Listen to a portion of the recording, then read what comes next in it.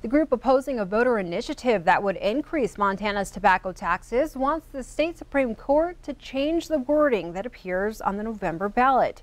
MTN's Jonathan Ambarian reports. Initiative 185 would raise the taxes on cigarettes, snuff, and other tobacco products, and add taxes on e-cigarettes and vaping products.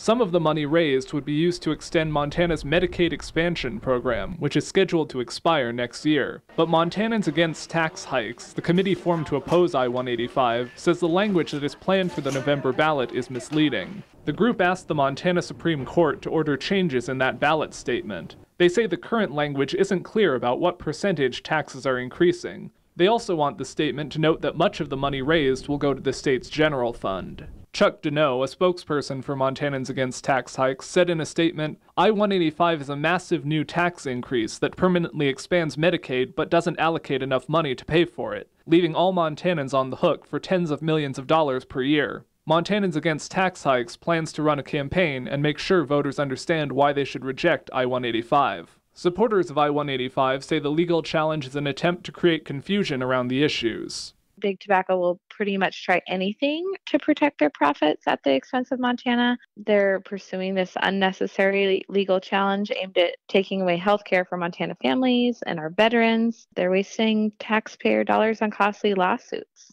Montanans Against Tax Hikes has received more than $1 million in planning, polling, legal services, and other in-kind contributions from lobbyists for Altria and Reynolds American, two major tobacco producers. I-185 has drawn support from Montana hospitals, labor groups, and groups like the American Cancer Society. In Helena, Jonathan Ambarian, MTN News.